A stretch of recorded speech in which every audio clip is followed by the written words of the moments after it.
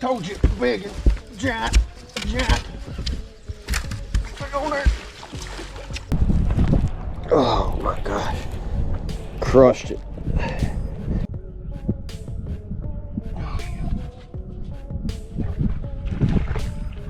What's up, guys? The pre-spawn is upon us. We're getting into the nitty-gritty of the pre-spawn, and today we're talking about vibrating jigs.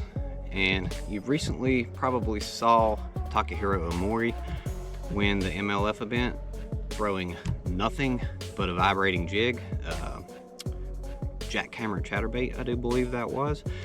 But we'll go through some tips and situations where you can use a chatterbait or a vibrating jig and how you can implement those into your bass fishing. And I'll show you a sneaky tip that is likely to make some heads explode. It's a very unconventional way to use a vibrating jig. We'll give you a full breakdown of the bait and setup, and we'll show you what types of cover to fish those around when you don't have grass. We don't have a lot of grass around here, so please remember to subscribe, guys. We're getting close to that 1,000 subscriber mark. I think we need about 30 or 40 subscribers at the point of recording this video. So if you subscribed, thank you for subscribing already, and I really appreciate you guys watching. Stay tuned, and let's jump into the action.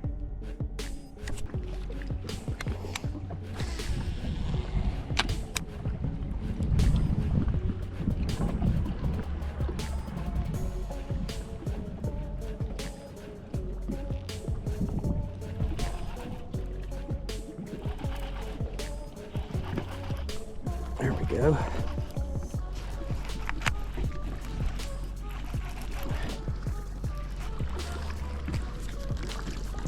Oh, nice one on the chatterbait.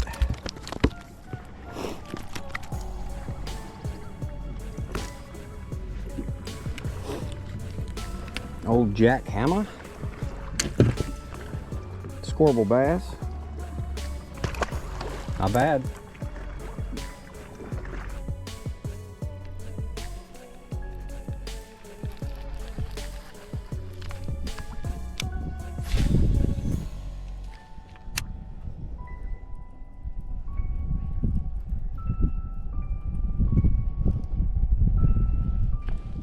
Oh yeah, there we go, there we go. Big one, that's a good one. Yeah, buddy.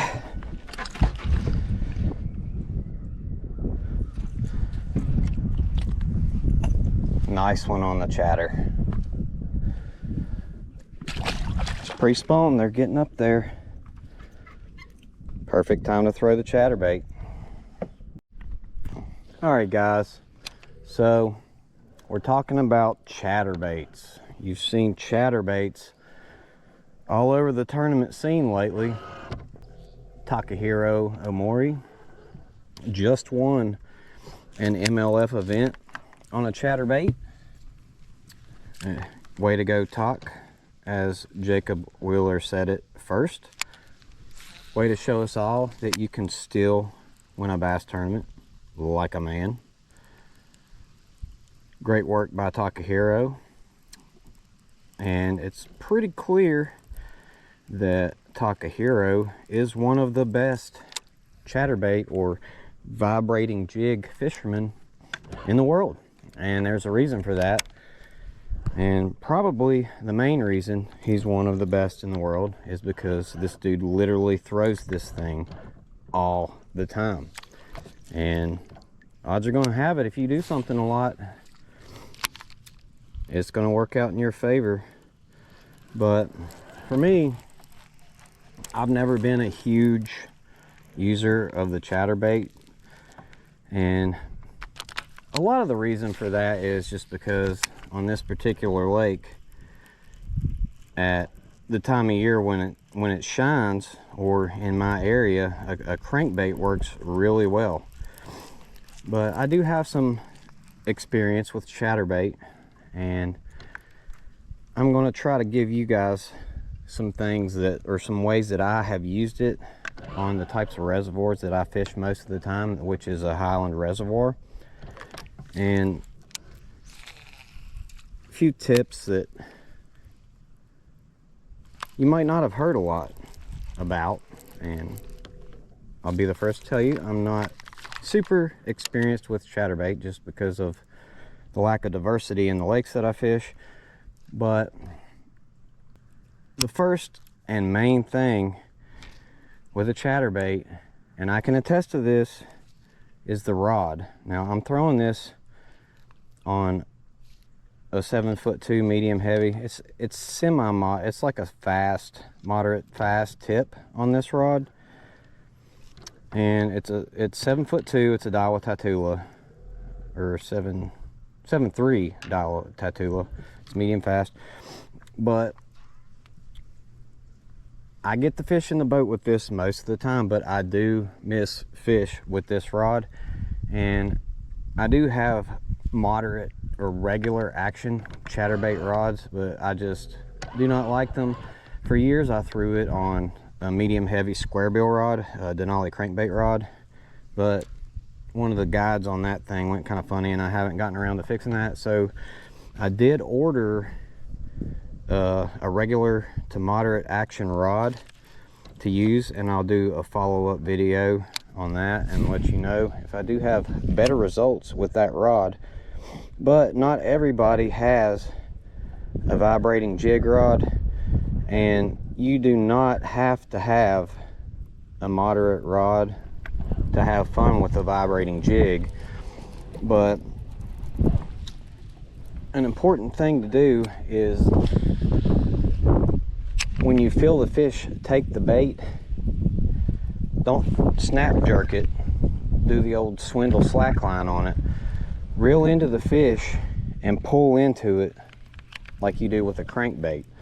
I do not set the hook at all. I just pull into them like a crankbait when I'm using a vibrating jig.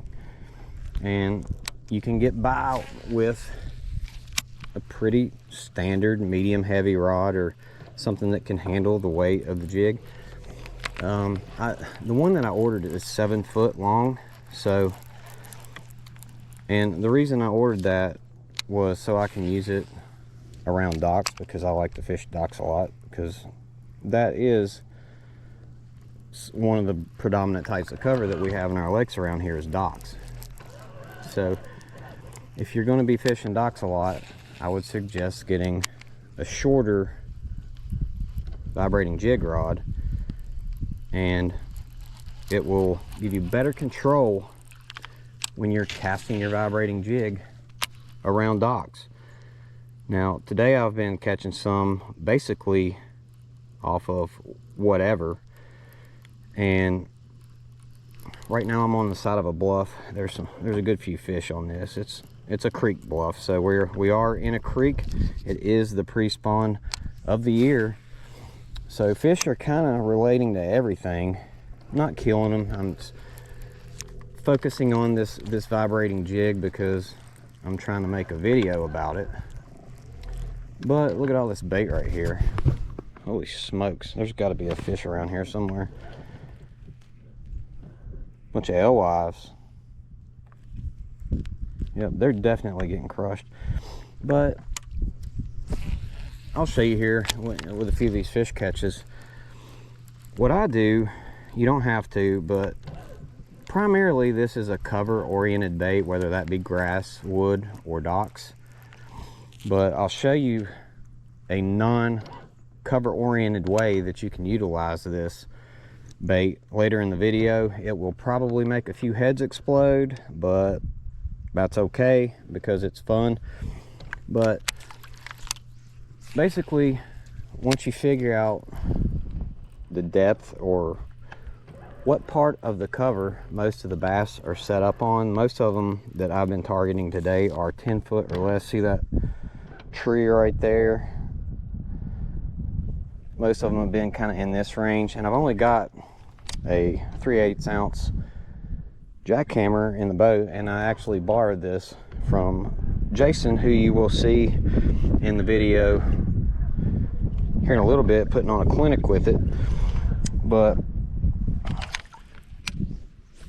you ideally, if you have a lay down like that, you want to go parallel with that lay down, and be sure that you're getting your bait somewhere around the shaded part of the cover, because that's typically where the bass are hiding, is in some kind of a darker area. They're trying to blend in so they can ambush prey, and you want them to ambush your vibrating jig.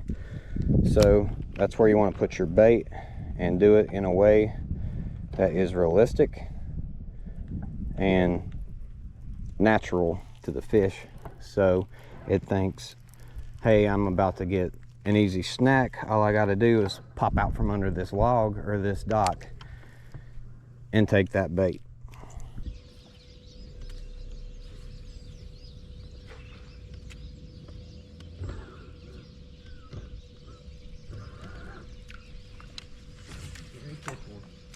Get ready to catch one. What? Get ready to catch one. Oh.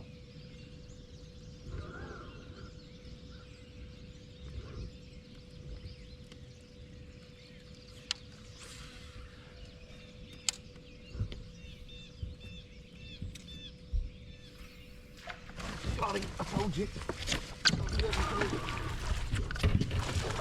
What's that flat rack?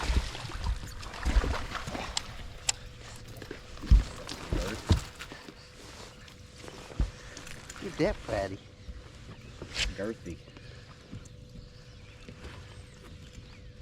Seen him sitting there. Girthy.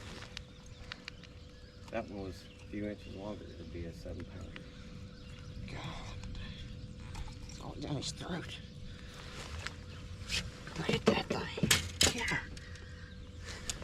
It's cool. Thank you. Same shit. You put that.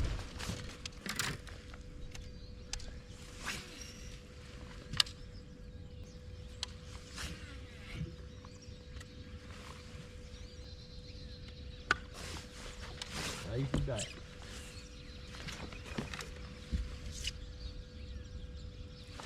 Told you, big and giant. Look on there. Oh my God. Big son of a bitch. Today is the day, boys. Today's the day. I just broke your line. Crankbait in here or something. Tell us a little bit about that fish, Chief. Well, so we sucked ass yesterday so bad that we just had to go punt, like punt real bad. Act like taco fish. And you know, we just do the same old shit. Same shit.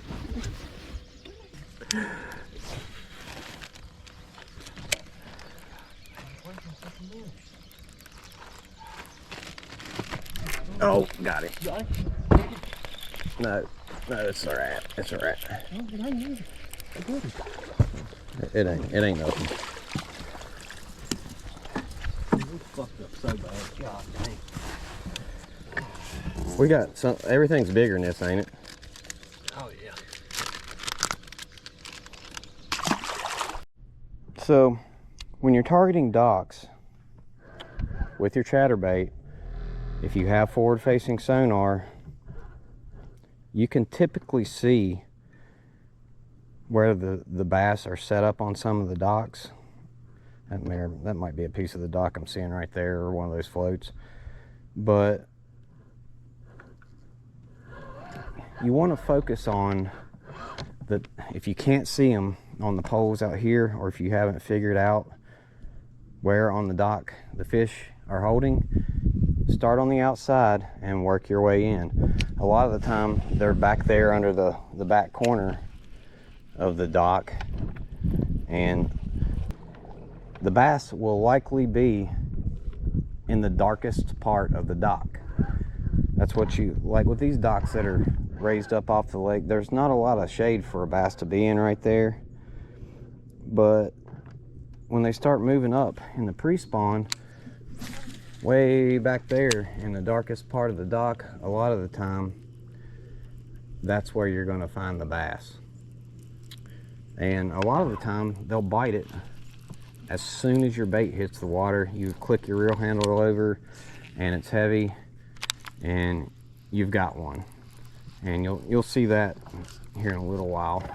I'll show you Jason, where Jason caught a big one. Basically just hitting the darkest part of the dock with his bait, and as soon as it hit the water, bam, big fish. But ideally you want to make efficient cast, so you're coming along the shade lines. And if you see bass under the dock with your scope, obviously you're going to want to make more than 1 or 2 casts. Or if a dock looks really good, or it's exactly right, it just sets up right, you know you're going to catch one on that dock, you're going to want to make multiple casts under that dock so you have multiple opportunities to catch that fish that you're seeing.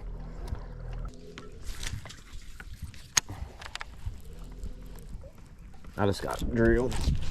It's little. Why do they all look like that?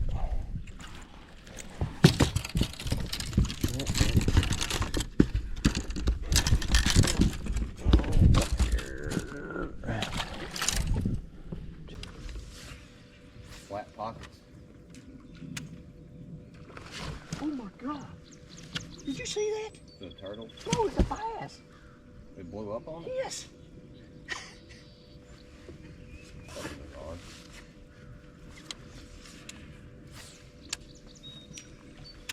God, I got that son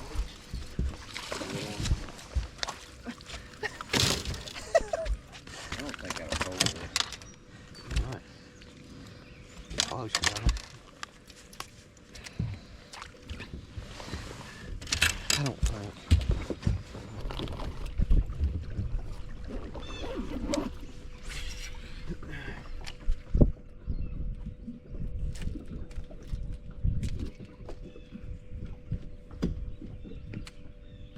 Biggin, biggin.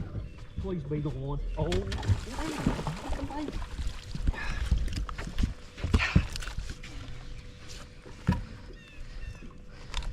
Thunder cricket, baby. Damn. Like, let's run up there at any point, see if that fish still ain't darn fast. We run up here, because in that church good, I think the mouth. Like that little hollow that runs back beside the motel. Biggin? Oh, yeah. No, it ain't. It ain't big. You sure? Mm-hmm. Damn big. Big. That's something that's only run up here. Zach was like, I'm pretty sure it was right here beside this dock. He had a pop-hard hat on. Threw a pop-hard over beside that damn dock. And the motherfucker exploded. It's right there. Nick catches it. That's one in the boat.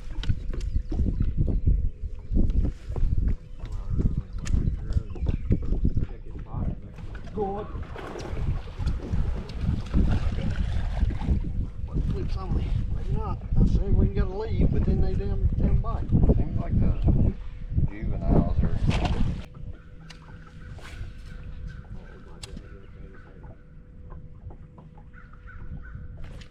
I know it. I fucking know it. Come on, big bitch. Oh, it ain't big. Big. That was too beautiful. Like I knew it. Slow us down so you can talk over there. Maybe a big one over with it. God, dang it.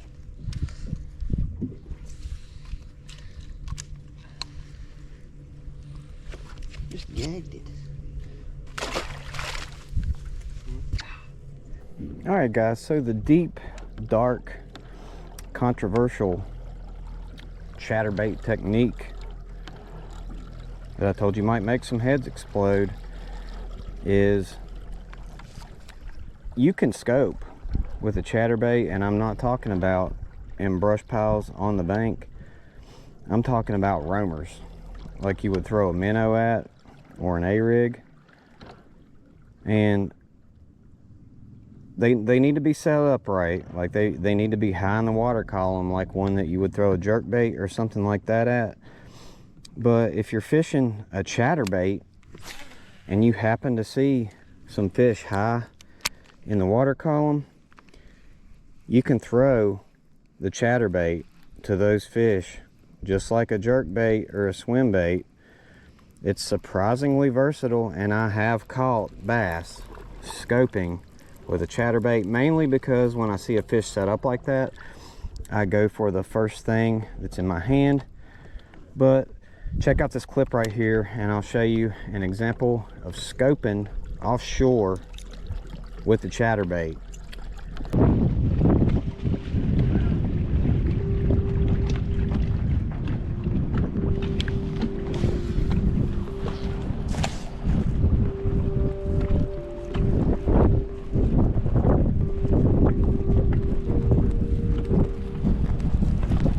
Oh my gosh, crushed it. Crushed it.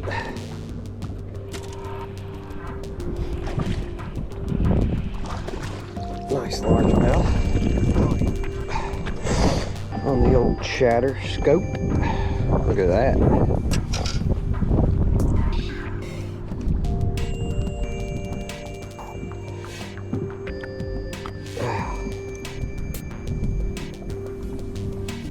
Scoping bait, crazy. Nice one.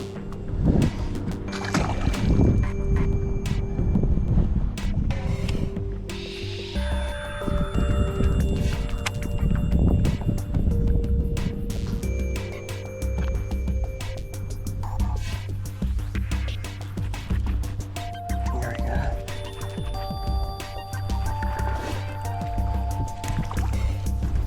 Nice largemouth. Little chatter.